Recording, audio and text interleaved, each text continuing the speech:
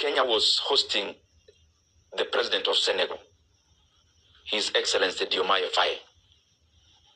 And I thought the people on the side of government would interact with him on what matters most, because they could have learned lessons.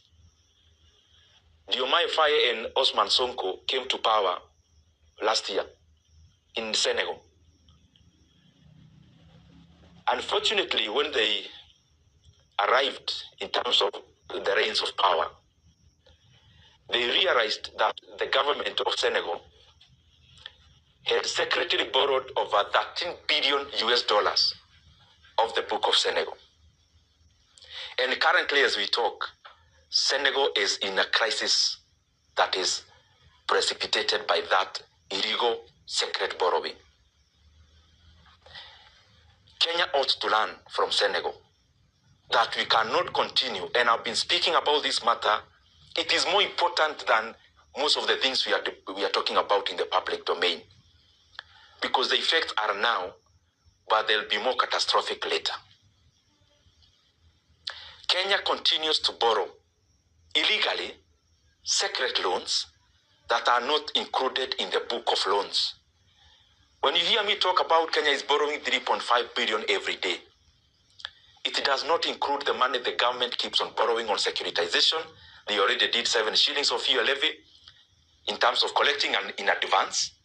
They are now securitizing another 5.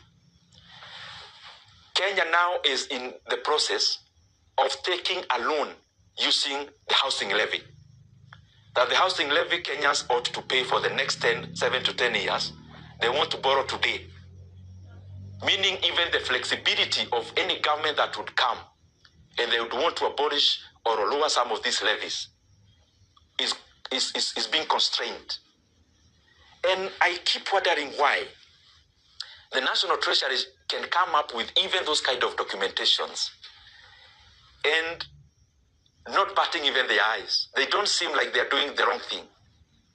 Maybe they need to learn from countries like Senegal that you cannot continue playing PR on economic figures, because when there is a deceleration in the economy, it doesn't matter how you communicate or the PR you engage in to communicate around that.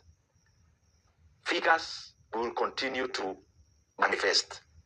And unfortunately, that is why in Kenya, when you interact with Kenyans, they say there's no money, because some of the decisions we are making also compound to the situation we are in as a country, economically speaking.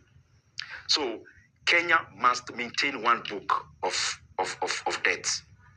And I'm calling upon all our lenders, IMF, the World Bank. They have competent people in their offices. They cannot continue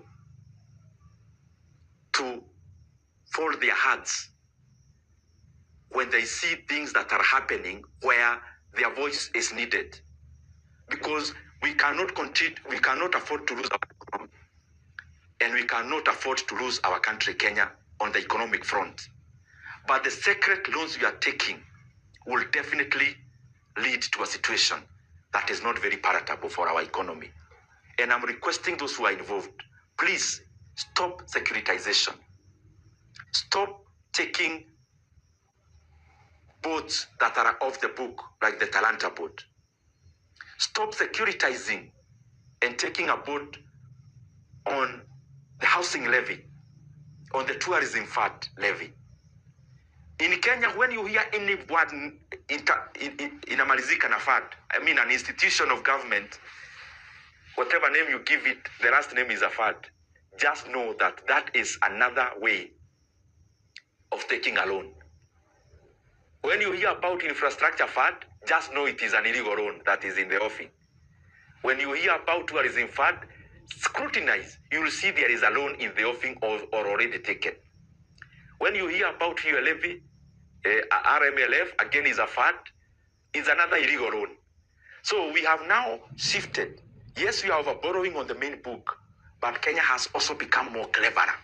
We are now borrowing off the book. We are definitely borrowing the book that was used by Macky Sall in Senegal. And upon the assumption of a different government, they realized a debt that was secret and unmanageable. You cannot tell us that securitization is off the book. You can also not tell us, for example, the road I talked about in terms of Nakuru Highway.